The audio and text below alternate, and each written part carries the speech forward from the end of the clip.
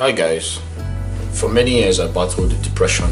I battled with so many things that made me to feel like, God, are you still there?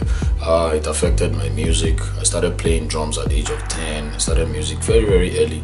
And I rose through the ranks to best drummer, best this, best that. I was just very, very passionate about music, of which I'm still passionate about it now.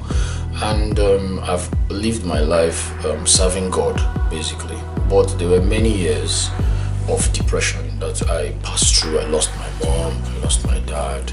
It affected me in so many ways. I couldn't just continue to do the things that I love to do the way I used to do them because something had broken my spirit. You know, Proverbs says that a broken spirit is like a city without walls. So I passed through that phase. I come to church, make people dance, make people shout, people are excited, people are jumping. But inside me, something is empty, something is missing. And I know so many worshippers out there are going through the same thing, and this is why I'm doing this. God helped me because I had to look away from church, in quote. I had to look away from churchism.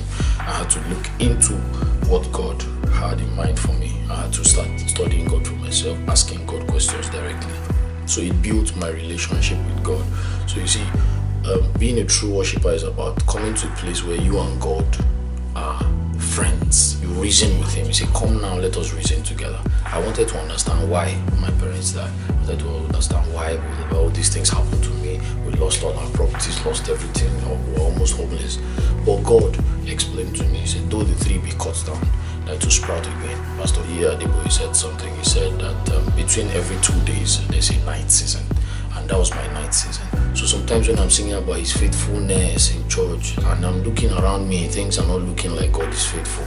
It made me to begin to wonder, God, what is going on? And then he began to answer and he began to fill that space and then real joy came, because it says with joy he will draw from the wells of salvation. This is how we have grown. We have grown, myself and my brothers. God has restored our joy gradually over the years because we allowed him to do a quick work in us. So many of us are struggling with challenges in church, challenges at home. Worshippers can be depressed, but it's how we approach it that matters. Sometimes you might not ever have anybody to talk to you. You see, sometimes you're in that wilderness experience, God just takes you there. And if you die there, I think it's your fault, because God is always with you. The only voice that can actually comfort us is the voice of the Holy Spirit, is the voice of God. The voice of God speaks peace. He says, I will speak peace to your storm.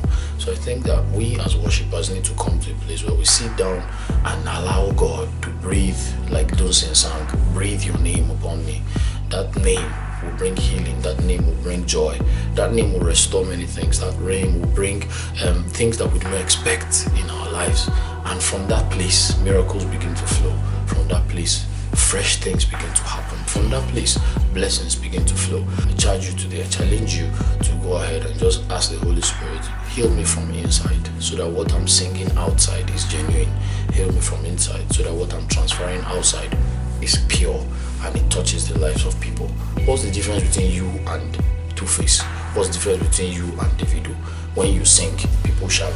When Davido sings, people shout. When you sing, people dance. When you Two-Face sings, people dance. But the difference should be, when you sing, blind eyes open, lame people walk, depressed people are set free, people that have sicknesses will be healed. That's the difference between you and the other side of the music industry. So let us come together and cleanse ourselves from inside, because it takes a price for you to transfer power from one person to another. So please, let us do this and God will help us. See you in the next episode of Worship Culture. God bless you.